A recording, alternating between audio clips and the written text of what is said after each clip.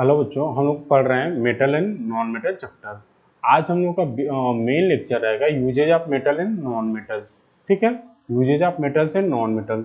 इसके पहले हम थोड़ा देख लेते हैं कि हम लोग कितनी केमिकल प्रॉपर्टीज ऑफ मेटल्स पढ़े हैं। Chemical properties of metals.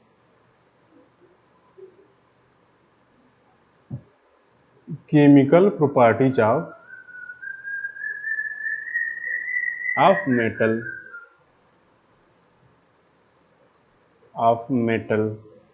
ठीक है, तो हम पहला पहला प्रॉपर्टीज पढ़े हैं रिएक्शन ऑफ मेटल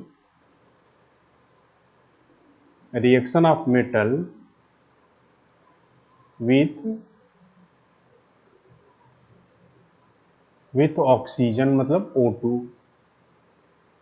एयर भी लिख सकता है कहीं कहीं। ठीक है, दूसरा है reaction of metal with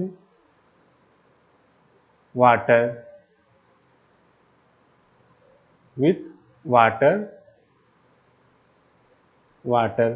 third है इसमें reaction of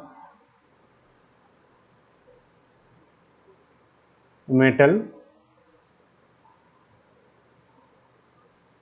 with acid. Fourth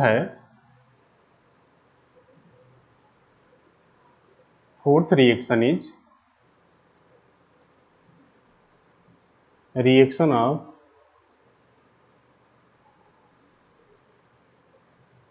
metal with base. Fifth है डिस्प्लेसमेंट रिएक्शन।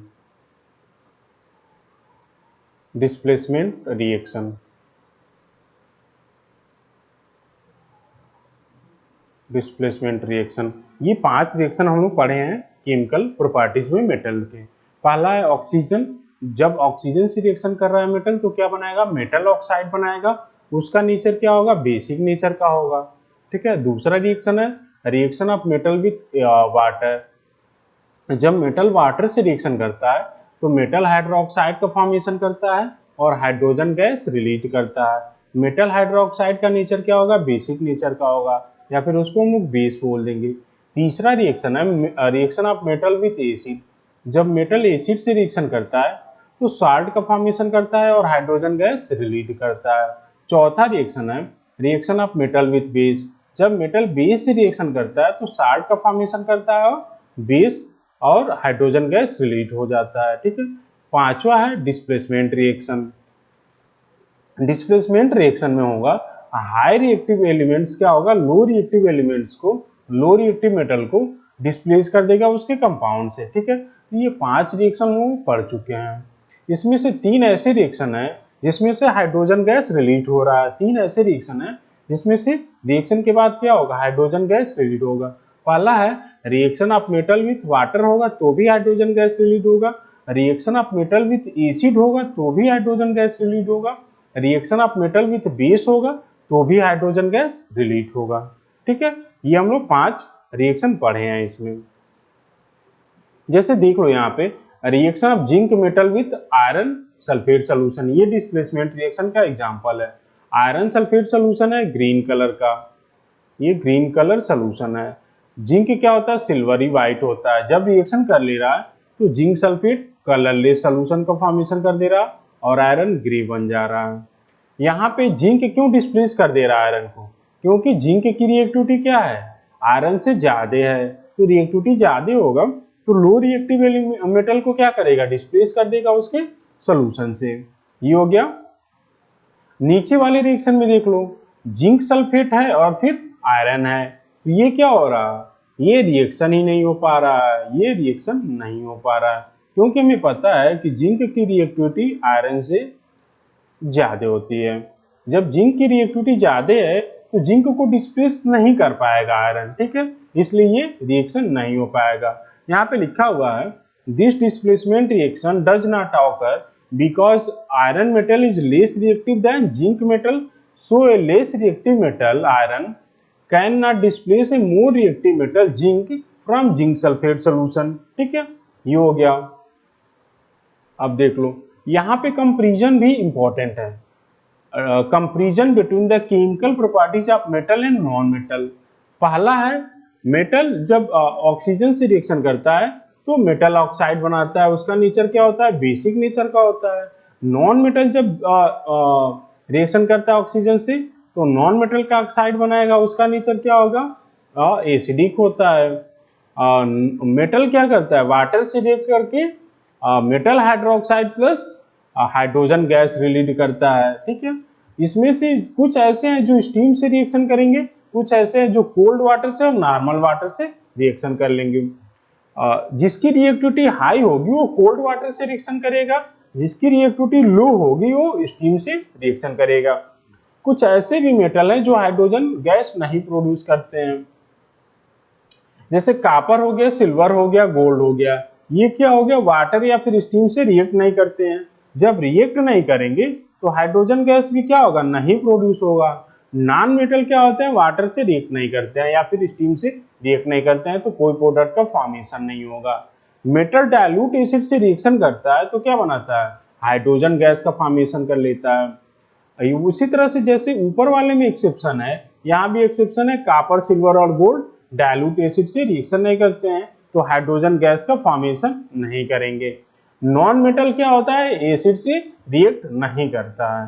ठीक है, यहाँ पे कुछ क्वेश्चन दिए हुए हैं। बोल रहा है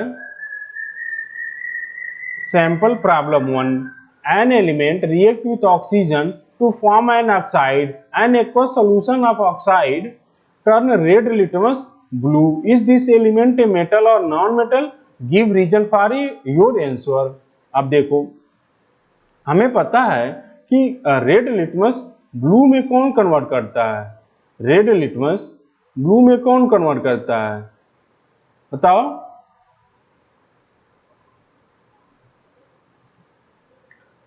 यहां पे देख लो पहले, बेस जो होगा और एसिड, ठीक है, एसिड कन्वर्ट करेगा ब्लू से रेड में, ब्लू से रेड में, और बेस कन्वर्ट करेगा रेड से ब्लू में, रेड से ब्लू में। यहां पे चेंज कौन सा हो रहा है, यहां पे चेंज हो रहा है रेड लिटमस पेपर ब्लू में, रेड लिटमस पेपर ब्लू में चेंज हो जा रहा है। तो अगर ब्लू में चेंज हो रहा है तो उसका ऑक्साइड का नेचर क्या होगा, बेसिक ही होगा। ठीक है, अगर लिटमस पेपर रेड से ब्लू में चेंज हो रहा है तो बेसिक ऑक्साइड होगा। ठीक है, और इसलिए ये क्या हो जाएगा, मेटल हो जाएगा। क्वेश्चन है कि एक एलिमेंट का रिएक्शन करवा रहे हैं हम लोग ऑक्सीजन से, जो लिटमस पेपर को क्या कर दे रहा है, रेड से ब्लू कलर में चेंज कर दे रहा है, तो उसका नेचर क्या होगा। तो हम जानते हैं कि बेस क्या करते हैं, रेड से ब्लू में चेंज कर देते हैं। तो यहाँ पे रेड से ब्लू कलर में चेंज हो रहा है तो जो भी ऑक्साइड होगा वो बेसिक ऑक्साइड होगा, और बेसिक ऑक्साइड किसका होता है, वो मेटल का होता है। बेसिक ऑक्साइड किसका होगा, बेसिक ऑक्साइड मेटल का होगा, मेटल ऑक्साइड होते हैं। ठीक है, एसिडिक ऑक्साइड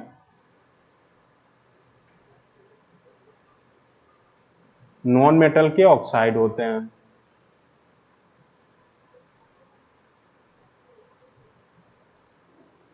नॉन मेटल के ऑक्साइड क्या होंगे, एसिडिक होंगे।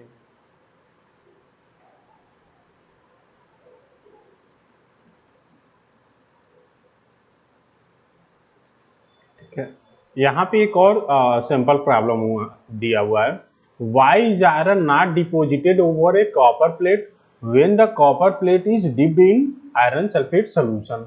ये बोल रहा है कि आयरन क्यों नहीं कॉपर प्लेट पे डिपोजिट हो पाता है जब हम लोग आयरन को डिप करते हैं कॉपर सल्फेट सोल्यूशन में। ठीक है, आयरन सल्फेट सोल्यूशन में, why is iron not deposited over a copper plate when the copper plate is dipped in iron sulfate solution। इसका मतलब ये हुआ कि यहाँ पे कॉपर है, कॉपर है, और ये है आयरन सल्फेट सॉल्यूशन। तो ये बताओ यहाँ पे ये क्या है, लो रिएक्टिव है, और ये हाई रिएक्टिव है, हाई रिएक्टिव है। लो रिएक्टिव हाई रिएक्टिव को डिस्प्लेस कर पाएगा? Does not displace, does not displace, does not displace. जब डिस्प्लेस नहीं करेगा तो उस पर क्या होगा? कॉपर पे डिपोजिशन भी नहीं हो पाएगा। ये लैंग्वेज ये है।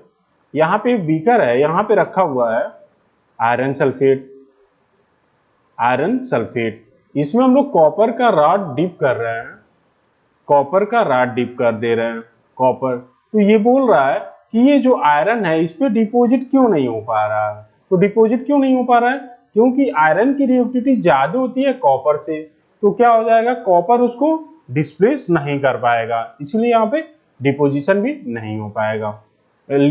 इसका लैंग्वेज है copper is less reactive than iron, so copper is not able to displace iron from iron sulfate solution to form free iron metal. Since no iron metal is formed, it is not deposited over copper plate. अगर free iron ही नहीं produce होगा तो क्या होगा? उस पर deposit भी तो नहीं हो पाएगा। ठीक है, ये हो गया सैंपल प्रॉब्लम 2। यहां पे देख लो सैंपल प्रॉब्लम 3 दिया हुआ है। Consider the following displacement reaction. पहला है कॉपर सल्फेट का रिएक्शन करवा रहा है, कॉपर सल्फेट का आयरन के साथ। दूसरा है आयरन सल्फेट का जिंक के साथ। ठीक है, आप देख लो यहां पे क्या है? आयरन की रिएक्टिविटी कॉपर से ज्यादा है और जिंक की रिएक्टिविटी क्या है? आयरन से ज्यादा है। तो ये दोनों ही डिस्प्लेसमेंट रिएक्शन क्या हो जाएंगे? बनेंगे। तो ये हो जाएगा FeSO4 प्लस कॉपर मेटल। ये हो जाएगा ZnSO4 प्लस आयरन मेटल। ये हो गया। ठीक है, अब देख लो इसके बाद से हम सीधे आ जाएंगे uses of metal sell non metals में। ये आप लोग और सैंपल प्रॉब्लम कर लेना। यूजेज ऑफ मेटल, ये डेली लाइफ में भी क्या होता है? हम लोग मेटल का यूज करते हैं, जैसे बस हो गया, ट्रेन हो गया, एरोप्लेन्स हो गया, या फिर जो हमारे घर में यूटेंसिल्स है वो भी किससे बने हुए हैं? मेटल के ही बने हुए हैं। ठीक है, तो डेली लाइफ में मेटल्स का यूज हर जगह आप लोग देखोगे। बस हो गया, ट्रेन हो गया, या फिर जो भी चीज आप देख रहे हो कहीं ना कहीं वहां पे मेटल का यूज हो रहा है। ठीक है, तो यहाँ पे ढेर सारे यूजेज हैं, कुछ यूज यहाँ पे दिया हुआ है जो आपको याद रखने हैं। तो पहला यूज आपको याद रखना है uses of metals, uses of metal. पहला है आयरन, एल्यूमिनियम और copper used in making cooking utensil, cooking utensil, utensils. ठीक है, घर के बर्तन या फिर कुकिंग की सामान बनाने में यूज किया जाता है। बॉटल्स के बनाने में भी यूज किया जाता है, जो मेटल्स के बॉटल आते हैं। कॉपर मेटल का यूज किया जाता है, कॉपर मेटल। दूसरा है copper used in making wires, making wires. ये हो गया दूसरा यूज। अब देखो कॉपर का यूज इलेक्ट्रिक मोटर में भी होता है, आर्मेचर में भी होता है, और इलेक्ट्रिकल अप्लायंसेस में भी और जगह होता है। एल्युमिनियम का भी यूज कहाँ होता है? इसका इलेक्ट्रिक केबल्स बनाने में यूज होता है। एल्युमिनियम का यूज कहाँ होता है? एल्युमिनियम का use making electric cable, electric cable, making electric cables. अब देख लो यहां पे चौथा यूज है aluminium are used in, aluminium are used in making aluminium foil, aluminium foil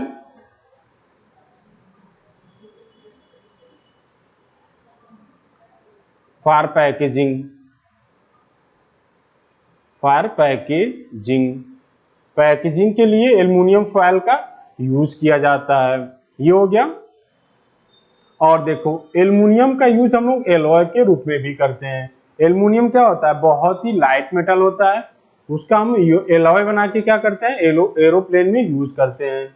aluminium are used in, 5th number का हो जाएगा, aluminium used in making alloy, making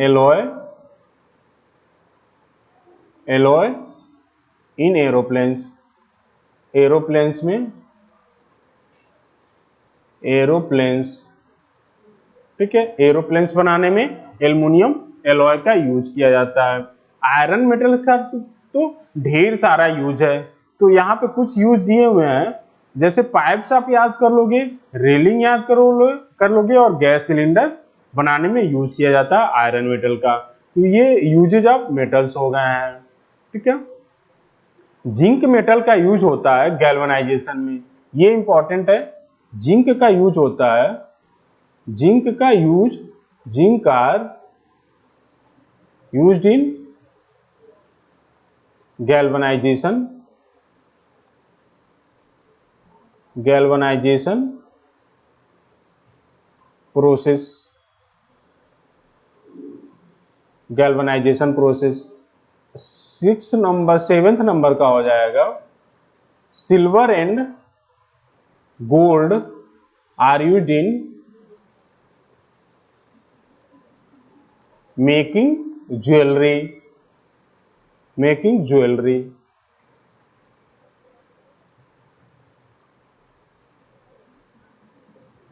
making jewellery, jewellery बनाने में भी यूज होता है सिल्वर और गोल्ड का। मरकरी का हम लोग यूज कहाँ करते हैं, थर्मामीटर में यूज करते हैं। तो 6, 7, 8 पॉइंट इंपॉर्टेंट है, ये आपको याद कर लेने पड़ेंगे। आयरन क्या होता है, आयरन मेटल ब्लड में भी प्रेजेंट होता है, आयरन मेटल ब्लड में प्रेजेंट होता है, कहाँ पे, हीमोग्लोबिन में प्रेजेंट होता है, जिसका काम क्या होता है, ऑक्सीजन को ट्रांसफर करना लंग्स से टिश्यू साइड में, ठीक है। तो आयरन का यूज हो जाता है हीमोग्लोबिन में भी। अगर आयरन की कमी हो जाती है हमारी बॉडी में, तो हीमोग्लोबिन क्या हो जाता है, कम हो जाएगा। तो lower level of haemoglobin in blood causes shortage of oxygen in the body. अगर आयरन कम हो जा रहा है हमारे बॉडी में, तो हीमोग्लोबिन का अमाउंट भी कम हो जाएगा। हीमोग्लोबिन का अमाउंट कम हो जाएगा तो हमारे बॉडी में क्या हो जाएगा, ऑक्सीजन का अमाउंट भी कम हो जाएगा। इससे क्या होगा, हमें थकावट लगेगी और वीकनेस महसूस होगा, ठीक है। ये हो गया यूजेज ऑफ मेटल्स। उसी तरह यूजेज ऑफ नॉन मेटल्स हम लोग देख लेते हैं। All the living things around us like plant and animal are made up of mainly of compound non-metals like carbon, hydrogen, oxygen, nitrogen, sulphur and phosphorus. जो भी हमारी आसपास चीजें दिख रही हैं वो क्या है, मैक्सिमम नॉन मेटल से बनी हुई हैं। उसमें हो गया कार्बन, हाइड्रोजन और ऑक्सीजन, ठीक है। नाइट्रोजन भी होता है और सल्फर भी होता है। तो नॉन मेटल्स का भी इक्वली इंपॉर्टेंस है जितना मेटल्स का है। हम लोग नॉन मेटल्स भी क्या करते हैं, डेली लाइफ में यूज कर पाते हैं। अब यहाँ पे कुछ यूज दिया हुआ है जो आपको याद करने होंगे। ऑक्सीजन क्या है, नॉन मेटल्स होता है, जिसका यूज कौन करते हैं, प्लांट और ऑक्सीजन ब्रीथिंग के लिए करते हैं। ऑक्सीजन इज, पहला है O2 is used in breathing, breathing में यूज किया जाता है, ठीक है। दूसरा है नाइट्रोजन का, नाइट्रोजन भी इंपॉर्टेंट है, पहला इंपॉर्टेंट है, दूसरा भी इंपॉर्टेंट है। नाइट्रोजन का यूज कहाँ किया जाता है, दूसरा है nitrogen is used in making fertiliser, making fertiliser, fertilisers. Nitrogen का यूज कहाँ करते हैं, फर्टिलाइजर्स बनाने में यूज करते हैं, जो प्लांट के ग्रोथ में हेल्प करता है। नाइट्रोजन क्या होता है, इनर्ट गैस होता है। ये इनर्ट गैस का मतलब इसकी रिएक्टिविटी कम होती है, इसकी रिएक्टिविटी कम होती है। तो फूड पैकेजिंग में भी हम लोग क्या करते हैं, इसका यूज करते हैं। एयर को हटा के हम लोग नाइट्रोजन को फिल कर देते हैं ताकि फूड क्या हो, ज्यादा से ज्यादा दिन तक खराब ना हो। देखो उसके बाद से क्लोरीन है। क्लोरीन का यूज आप लोग जानते होंगे कि प्यूरिफिकेशन ऑफ वाटर में होता है। क्लोरीन का यूज, क्लोरीन इज यूज्ड इन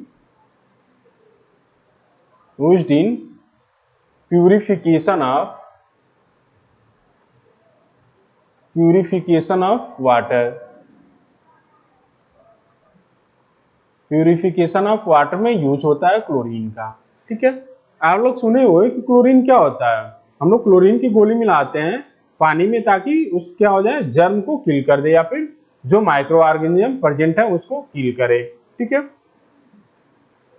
एक और है इसमें, आयोडीन का यूज कहाँ होता है, एंटीसेप्टिक के रूप में। आयोडीन होता है, फोर्थ हो गया, iodine is a non metal which is used to make purple coloured solution called tincture iodine which is used in cuts and वाइन एज एंटीसेप्टिक। आयोडीन से हम लोग क्या बनाते हैं, आयोडीन से बनाते हैं tincture iodine. Tincture iodine, iodine ये यूज कहाँ होता है, यूज्ड एज एंटीसेप्टिक।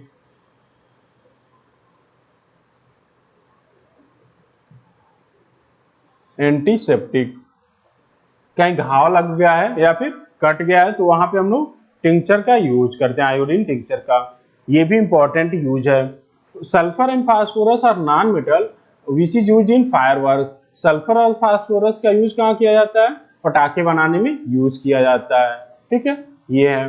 कार्बन का यूज होता है, carbon is a non metal which is used as a fuel.